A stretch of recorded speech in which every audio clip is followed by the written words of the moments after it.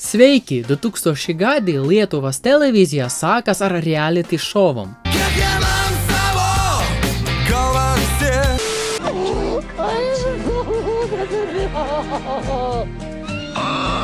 Visas šādas Lietuvos mūzikas slavenības rādas tieši no televizijos reality šovom.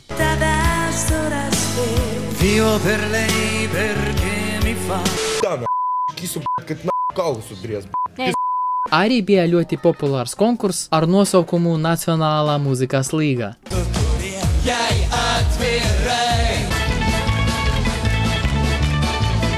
Tā visa mūzikas kustība bija tik populāra, ka manas sienas, mana istaba bija visas ar mākslinieku plakātiem. Un pat es biju NML studijā. Man tad bija 8 gadi, 2. klase. Nu, что делаешь?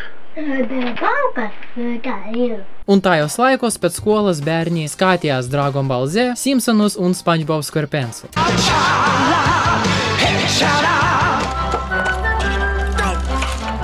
Ar pasiruošę vaikai?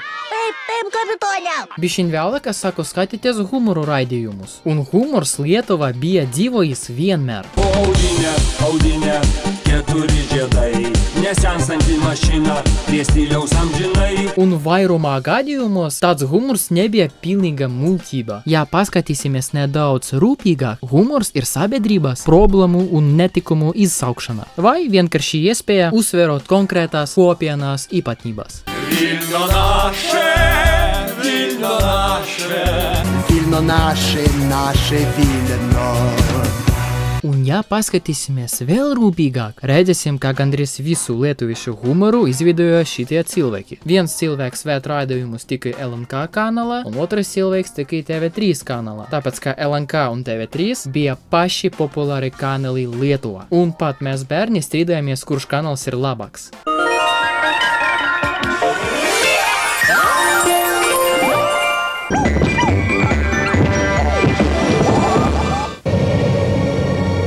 Nedrīkst aizmirst un lietuviešu seriālus. Viens no pašiem populārākajiem bija Sievietes melo labāk. Kostja! Mums reikia pasikalbėti! Gal! Vienā mirklī populārā kļuva bandītu tēma. Nosodītie, neladītie, nemīlētie. Es neatceros, ko viņi atšķirās, bet es skatījos. Rot kompot. Подела. Иисус нахрен. Man ir jāatzīst, ka bez LNK un TV3 arī populārs bija BTV. Tur bija redzami krievu un nekrievu kaujinieki. Mans onkulis skatījās kaujiniekus, es skatījos Muhtāra atgriezienu.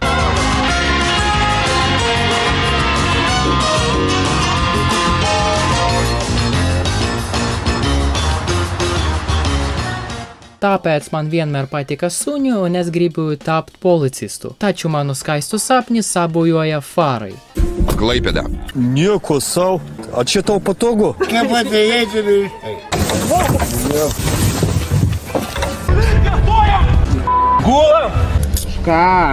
Tai atsikunk gaišiu, tai aš nieko nesakiau. Čia mano draugas! Sliktāk par fariem bija tikai TV paladzība un 24 stundas. Čia yra sena moteris, negalima. Atgriezījamies pie kaut kā jautrīgā. Nākamais. 18 metų ir gyvenu Kaune. Kad bičias, sėkmės tau. Varyk šitą. Suskeltą. Papasakok apie mėgstamas knygas, kas skaitai. Jis geras fotografas, taigi kitas. Gerai.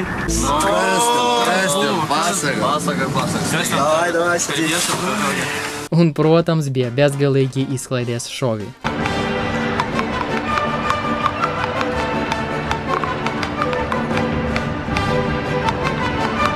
Tā ir televīzijas vispopulārākā daļa, un šeit, manuprāt, kā produceri ražo tādus raidījumus. Klausies, man vajag otro Lamborghini. Paņemam pašas populārās slavenības un mētam no augšā, lai skrietu uz zemi. Šuolis! Arī vienmēr bija LRT kanāls, no rīta tur raidīja Čako Norisu, tād vēl kaut ko. Es neskatījos, bet viņš vienkārši eksistē. Kokio cheminio elemento izotopas yra tritis? Vandenilio. Teisingai. Raidījums mazs jautājums. Ļoti kontroversisks, jo cilvēki atbildē pilnīgus sviestus parastiem jautājumiem. Vienmēr es biju domājis, ka te īsti tā cilvēki domā, taču tagad man šķiet viss ir izspēlēta. Gal girdėjot, smegenys sudarytos iš 2 tokių dalių? 2 pusgalvių. Iš pusgalvių. Šitie puskubeliai šitie, taip. Un patik tev vai ne, mana vecmāmina, kura nerunāja lietuviski, vienalga skatījās Gero upo un Teleloto. Lietuvėla, kaip tave breliai suvėl. Na, žiūrime į ekraną ir taip! Jūsų rankas atiduodami 100-ąjį Teleloto milijoną. Jūs! Un arī lietuviski nerunājušās vecmāmiņas dažkārt pārgāja uz Lietuvas zilu gaismu. Ой, хорошая вина. Но я бы... Artūrą ir Sergejų, Maksimą ir Andrejų. И 2 таблетки шипучего аспирина. И с ног валит. Un par basketbolu vispār nav ko runāt, lielāko daļu lamu vārdu lietuviešu bērni iemācās tieši no basketbola skatīšanās ar vecākiem. Fantastiškas rungtynės prieš Argentiną, tačiau šiandien... Arī vienmēr bija ziņas, taču par ziņas es nezinu, ko pateikt.